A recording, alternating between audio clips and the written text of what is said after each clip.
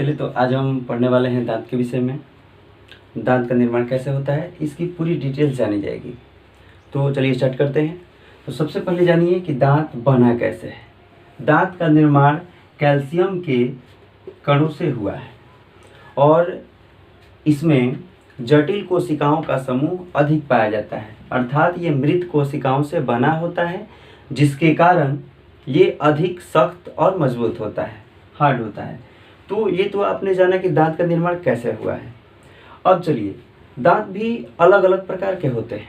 जैसे बच्चे का जब जन्म होता है तो उस समय 7 से 8 महीने का जैसे ही वह होता है, उसके नए नए दांत निकलने शुरू हो जाते हैं और इस तरह से उसके बचपन में 20 दांत निकलते हैं, जिसको मिल्क टीथ के नाम से जाना जाता है। मिल्क टीथ होता है अर्थात दूध के दांत। तो दूध का दांत जो होता है उसकी संख्या 20 होती है और जैसे जैसे बच्चा बड़ा होता है ये दांत उसके साथ ही बड़े होते हैं और जैसे ही वह 7 से 8 वर्ष का होता है उस समय तक उसके सभी दूध के दांत जो होते हैं वो टूट जाते हैं, गिर जाते हैं और उसी के स्थान पर नए दांतों का निर्माण होता है, जिसे हम लोग द्विदंती कहते हैं। ये क्रिया सभी जीवों में होती है। तो सबसे पहले चीज़ जानना है, ये द्विदंती क्रिया जो होती है, इसके बाद जो अस्थाई दांत निकलते हैं उनकी संख्या 32 होती है। तो ये 32 दांत, जिसको हम लोग बत्तीसी भी कहते हैं, तो इस तरह से ये दांतों का समूह होता है और इसमें दांत भी अलग अलग प्रकार के पाए जाते हैं। तो दांत अगर उसकी संरचना के आधार पर देखें तो 4 भागों में बांटा जाता है, जिसको इंसाइजर, केनाइन, प्रीमोलर और मोलर के नाम से जाना जाता है। तो चलिए अब हम एक एक चीज़ के विषय में जानेंगे। स्क्रीन पे आप सभी इसको देख भी पा रहे होंगे और हर चीज़ को एक एक बारीकी के साथ आपको बताया जाएगा। आप ध्यान दे के समझें, देखें और स्क्रीन पे आप देख सकते हैं यहाँ पर ये वीडियो दिखाए जा रहे हैं। तो कहने का मतलब है कि इंसाइजर जो होता है वो हमारा फ्रंट टीथ होता है। इसकी संख्या 4 होती है, नीचे के जबड़े में 4 और ऊपर के जबड़े में 4, यानी फर्स्ट 4 जो दांत होते हैं इसको इंसाइजर कहा जाता है, जिनको कृंतक कहा जाता है। कृंतक यानी काटने वाले। ये भोजन को जब हम लोग कोई भी चीज़ खाते हैं उसे काटने का काम करते हैं। ये उसे काट के छोटे भागों में बांटते हैं और जैसे ही ये काटते हैं इसके बाद वाला जो दांत होता है जिसको हम लोग केनाइन कहते हैं, जिसको भेदक कहा जाता है, वह कटे हुए भोजन के कणों को छेदने का काम करता है। वह उसे छेद कर तोड़ देता है, छोटे छोटे टुकड़ों में बांट देता है। तो इसकी संख्या 2 होती है। ये इसके बगल में एक यहाँ और एक यहाँ होता है। तो यानी ऊपर के जबड़े में 2 और नीचे के जबड़े में 2। तो ये सभी एक दूसरे से बिल्कुल स्वतंत्र होते हैं।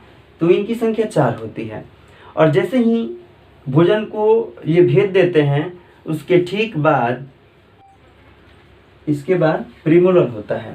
तो प्रीमोलर की संख्या 4 होती है। 4 नीचे के जबड़े में होता है और 4 ऊपर के जबड़े में होता है।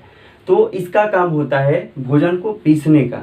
ये हल्का चौड़ा लेकिन नुकीला होता है, जिसे भोजन के कणों को, जो टूटे और कटे हुए भाग होते हैं भोजन के, उसको और महीन भागों में बनाया जाता है, जैसा कि आप स्क्रीन पर देख रहे हैं।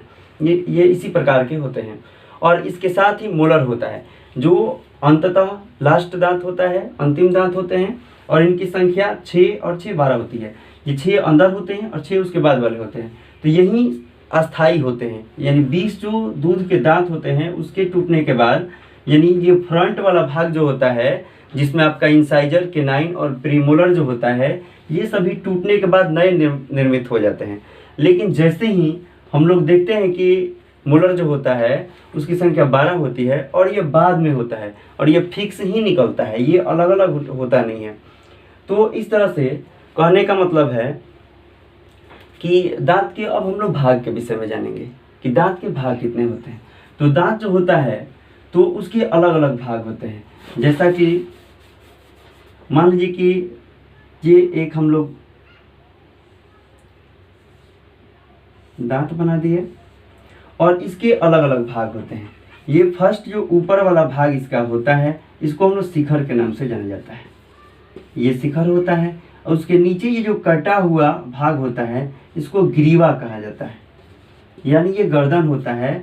और ये नीचे जो मसूड़ों में धंसा हुआ भाग होता है ये जड़ होता है, जैसा कि आप यहाँ व्हाइट बोर्ड पर भी देख रहे हैं और स्क्रीन पर भी देख रहे हैं।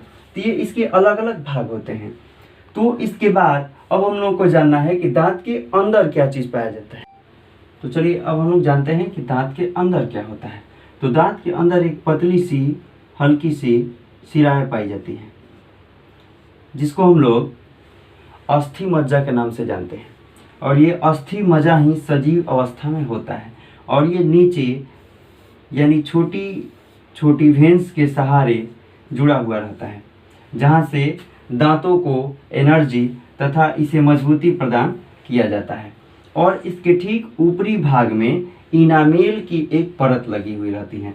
जैसे ही ये परतें घिसती हैं, ये परतें घिस जाती हैं, जैसा कि अगर आप ब्रश काफ़ी तेज़ी के साथ करना शुरू करें, जैसे ये भाई साहब हैं, ये लग रहा है लड़ाई कर रहे हैं, ब्रश नहीं कर रहे हैं लड़ाई कर रहे हैं, तो इनको आप देख सकते हैं, ये लड़ाई ब्रश नहीं कर रहे लड़ाई कर रहे हैं। तो ऐसा ब्रश कीजिएगा तो इनामेल की परतें तेज़ी के साथ घिस जाएंगी, फिर यहाँ पर सेंसिटिव की बीमारियाँ पकड़ लेगी।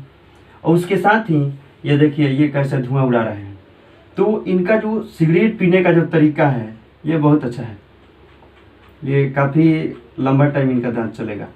तो इस तरह से ये जो पी रहे हैं, तो इससे भी इनके दांत की ऊपर की जो परतें होंगी वो घिस जाएंगी। और इसके ठीक ये वाला जो भाग होगा, मसूड़े के पास वाला जो भाग होता है, ये मसूड़े के भाग वाला यहाँ वाला जो भाग है वो धीरे धीरे पीला हो जाएगा, जिसको हम लोग साधारण भाषा में पाइलेरिया कहते हैं, यानी पैरिया पकड़ लेगा।